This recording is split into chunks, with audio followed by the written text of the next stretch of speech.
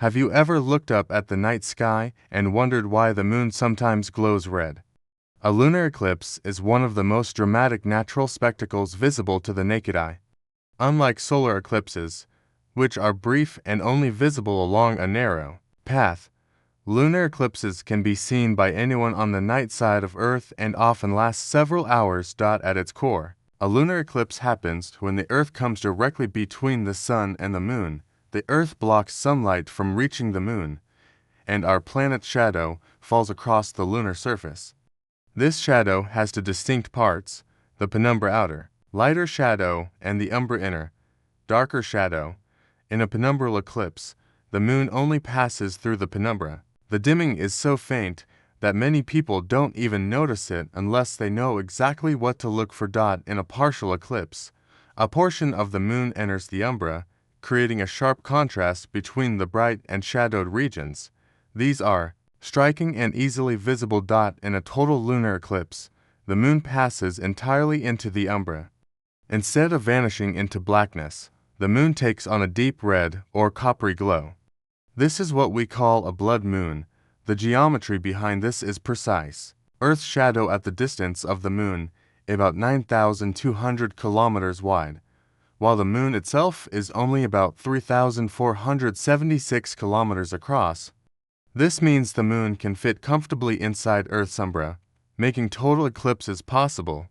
However, because the Moon's orbit is tilted about 5 relative to Earth's orbit around the Sun, most full moons pass above or below Earth's shadow. Only when the alignments are exact do we get a lunar eclipse. NASA has built highly accurate mathematical models of these orbital alignments. Using these, scientists can predict eclipses centuries in advance. In fact, NASA's Goddard Space Flight Center has published detailed eclipse catalogs stretching from 2000 BCE to 3000 CE. These predictions include not just the dates, but the exact times, durations, and regions of visibility for each eclipse. So, when we look up at a blood moon, we are not seeing an unpredictable omen, but a perfectly calculable dance of celestial mechanics. The most fascinating feature of a total lunar eclipse is the Moon's transformation into a glowing red orb. You might expect that if Earth blocks the Sun completely, the Moon should disappear into total darkness. Instead, it glows in shades ranging from bright orange to deep crimson. This happens because of Earth's atmosphere. Our atmosphere acts like a giant lens and filter. When sunlight passes through it, the shorter wavelengths blue and violet are scattered away in all directions. This scattering is known as Rayleigh scattering, the same process that makes the daytime sky appear blue. The longer wavelengths red, orange, and yellow pass through more directly. During a lunar eclipse, sunlight skims through Earth's atmosphere and bends toward the Moon. Only this filtered reddish light reaches the lunar surface. The Moon then reflects that light back to Earth, giving us the blood moon effect. NASA often describes this beautifully. During a total lunar eclipse, the Moon is illuminated by the light of all the Earth's sunrises and sunsets happening at once. Imagine standing on the Moon during an eclipse. You would see Earth blocking the Sun, surrounded by a glowing red ring. That fiery ring of refracted sunlight is what bathes the Moon in red. The shade of red depends on the condition of Earth's atmosphere. A clear atmosphere produces a bright copper moon. If the atmosphere contains dust, smoke, or volcanic ash, the Moon may look darker, sometimes blood red or even nearly black. This variability makes each blood moon unique. Earth's atmosphere doesn't just scatter light, it also acts like a giant natural prism, bending and filtering sunlight in complex ways. The exact appearance of the Moon during a blood moon depends heavily on what is suspended in the air at that moment. Clear skies. If Earth's atmosphere is relatively clean, with little pollution or dust, the refracted light is more intense, and the Moon can appear bright orange or copper. Dust storms and smoke. If massive wildfires are burning, like those in Australia 2019-2020 or California 2020, smoke particles scatter more light, producing a darker red or brown moon. Volcanic eruptions. Major eruptions can inject millions of tons of ash and sulfur dioxide high into the stratosphere, darkening the moon dramatically. History provides striking examples. After the eruption of Krakatoa in 1883, observers reported lunar eclipses so dark that the moon was almost invisible. Similarly, after the 1991 eruption of Mount Pinatubo, NASA scientists noted that subsequent eclipses were unusually dim and reddish-brown. Even in 2022, after the Ha'apai eruption in the Pacific, scientists tracked atmospheric changes during eclipses to measure how far volcanic gases spread. NASA uses lunar eclipses as natural experiments for studying Earth's atmosphere. By analyzing the brightness and spectrum of light during an eclipse, scientists can detect aerosols, ozone levels, and volcanic gases. This method helps climate scientists refine models of how particles influence global temperature and weather. In short, every blood moon is not just a show, it is a scientific probe.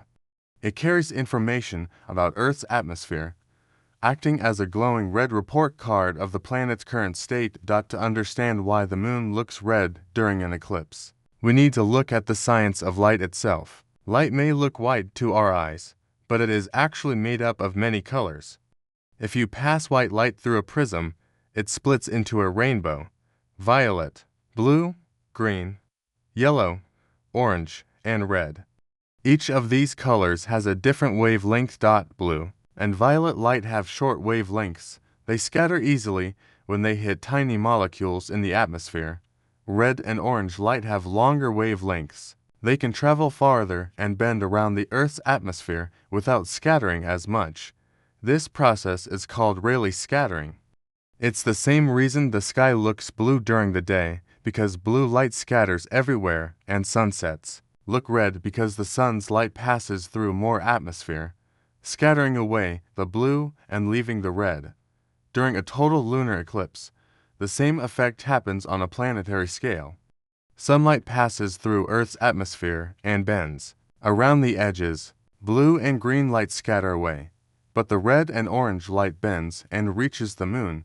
That is why the moon glows red instead of disappearing into darkness.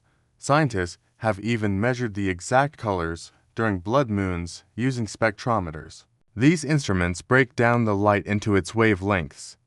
By doing so, researchers can detect things like ozone, dust, volcanic ash, and even smoke from wildfires. A blood moon, therefore, is not just beautiful, it's also a scientific tool for studying Earth's atmosphere. Blood moons have fascinated people for centuries, but modern science has taken their study to a new level. Today, astronomers use a variety of tools to observe and analyze lunar eclipses. Naked eye observers. Anyone can watch a blood moon without protection. Unlike solar eclipses, lunar eclipses are completely safe to view. Even without instruments, people can notice the brightness and color changes. Telescopes. Amateur and professional astronomers use telescopes to capture detailed images of the moon during an eclipse. High-resolution cameras can show how the Earth's shadow slowly creeps across lunar craters and mountains. Satellites. NASA and ESA satellites orbiting Earth and the moon can measure the brightness of the eclipse more precisely than ground observers. They can compare different wavelengths of light, helping scientists understand how particles in Earth's atmosphere affect the eclipse. Space stations. Astronauts aboard the International Space Station (ISS) sometimes get to watch lunar eclipses from space. From their unique viewpoint, they can see both Earth and the moon together during the event. One of NASA's most important contributions is using lunar eclipses as a way to study Earth as if it were an exoplanet. Scientists imagine that if aliens were watching Earth pass in front of the sun, they might see similar red filtering effects. By studying blood moons, NASA learns how to detect atmospheres on distant planets. In other words, every blood moon is not just for sky watchers, it also trains scientists to study other worlds. Long before telescopes, people tried to explain why the moon sometimes turned red. Ancient cultures often saw blood moons as omens. For example, in Babylonian astronomy, Eclipses were linked to the fate of kings. In Chinese tradition, people believed a dragon was swallowing the moon, so they made loud noises to scare it away.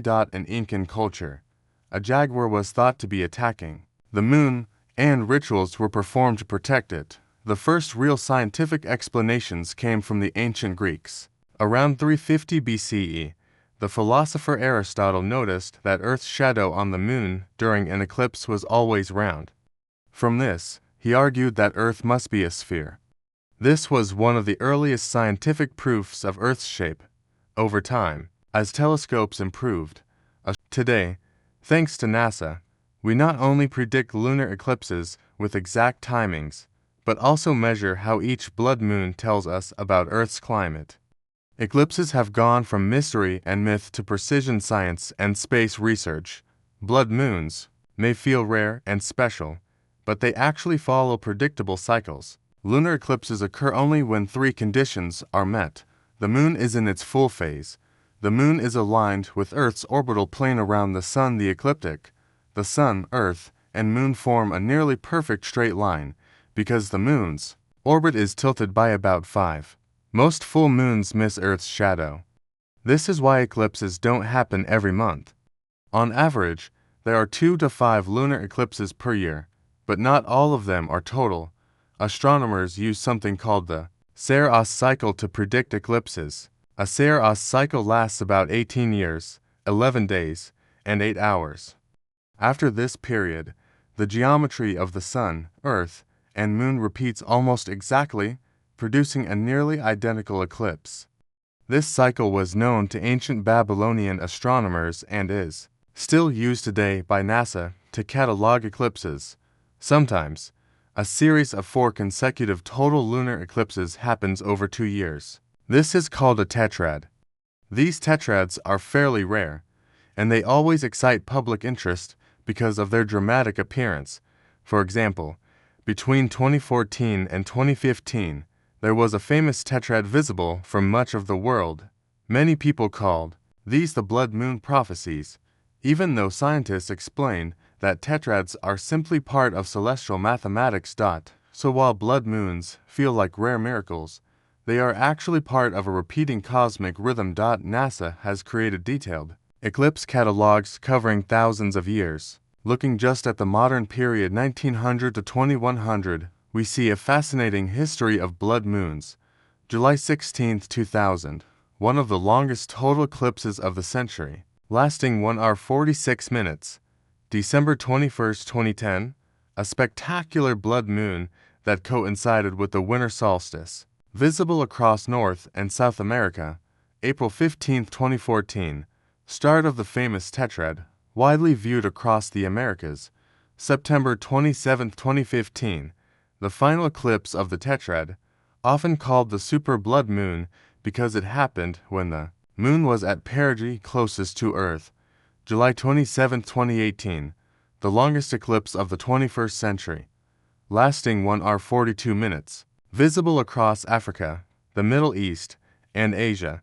May 26, 2021, a short but bright super blood moon, visible from the Pacific region. May 15 to 16, 2022, a deep red eclipse visible in the Americas, coinciding with atmospheric changes from the Hungatonga eruption earlier that year. Looking ahead, NASA predicts more spectacular blood moons in the coming decades. For instance, September 7, 2025, a widely visible total lunar eclipse. December 31, 2028, a New Year's Eve blood moon. June 26, 2029, another long-duration eclipse. Blood moons may feel rare and special, but they actually follow predictable cycles. Can you guess when the next blood moon visible in your region will be? By cataloging these eclipses, scientists ensure that we know exactly when and where they will be visible. There is nothing random about blood moons. They are part of an elegant, predictable cosmic schedule. Beyond their beauty, blood moons are powerful tools for scientific research. Here are some of the main ways they help scientists studying Earth's atmosphere during an eclipse. Light passes through Earth's atmosphere before reaching the moon. By analyzing this light, scientists can measure gases like ozone, carbon dioxide, and methane. It's like looking at Earth's air from space without needing satellites. Volcanic eruptions and climate after major eruptions. Blood moons become darker. By comparing historical records of eclipses with volcanic timelines, scientists can track how eruptions like Krakatoa 1883 or Pinatubo 1991 changed Earth's climate. Testing exoplanet TechnoQuest. NASA uses lunar eclipses as practice for studying planets outside our solar system. Just like Earth filters sunlight during an eclipse, distant planets filter starlight when they pass in front of their stars. By studying blood moons, scientists refine methods for detecting alien atmospheres. Public engagement in science. Blood moons attract millions of casual sky watchers. NASA and space agencies use these events to inspire people about astronomy, explaining the science behind the beauty. In this way, blood moons act as a bridge between professional research and public interest. Every time a blood moon rises, it is not just an astronomical event, but also a scientific opportunity. The blood moon is more than just a beautiful sight in the night sky. It is the result of a perfect cosmic alignment, where the sun, Earth, and moon line up so precisely that our planet's shadow falls across the lunar surface. Instead of disappearing into darkness, the moon shines red, painted by the light of Earth's countless sunsets and sunrises refracted through our atmosphere. The science behind this phenomenon brings together physics, astronomy, and earth science in a single event. Rayleigh scattering explains why the shorter blue wavelengths are filtered out, leaving only red light to reach the moon. Earth's atmosphere acts as agent lens and prism, bending and coloring sunlight in unique ways depending on conditions. Dust, smoke, and volcanic ash, whether from wildfires in California or eruptions like Tonga Ha'apai 2022, all leave their fingerprint on the shade of each blood moon. For scientists, each eclipse is a natural laboratory. By studying the spectrum of light reflected from the moon, researchers can measure the health of Earth's atmosphere, detect volcanic aerosols, and even model how alien astronomers might one day detect life on Earth by watching it pass in front of the sun. NASA, ESA, and observatories around the world treat blood moons as both cosmic events and scientific opportunities, blending awe with discovery. For humanity, blood moons have always been more than science. Ancient cultures saw them as omens, symbols, or divine messages. Today, we see them as reminders of the deep connection between our planet and the wider universe. They show us that Earth is not isolated, but part of a vast cosmic dance where light, shadow, and time flow in predictable harmony. Looking forward, blood moons will continue to inspire. They will rise in our skies again and again, their timing predictable to the minute thanks to the precision of orbital mechanics. Yet each one will be unique, colored by the state of Earth's skies at that moment. Whether bright copper or deep crimson, every blood moon carries both a story of science and a story of wonder. So the next time you look up and see the moon glowing red, remember, you are watching sunlight that has traveled through the air of our entire planet, curved by the edge of Earth, and cast upon our closest celestial neighbor. It is both a mirror of our atmosphere and a symbol of our place in the cosmos. The blood moon is not just an eclipse. It is Earth's shadow painted in red, a living connection between our world, the sun, and the moon. So the next time you look up and see the moon glowing red, remember, you are watching sunlight that has traveled through the air of our entire planet, curved by the edge of Earth, and cast upon our closest celestial neighbor. It is both a mirror of our atmosphere and a symbol of our place in the cosmos. Share your thoughts below. Thanks for watching.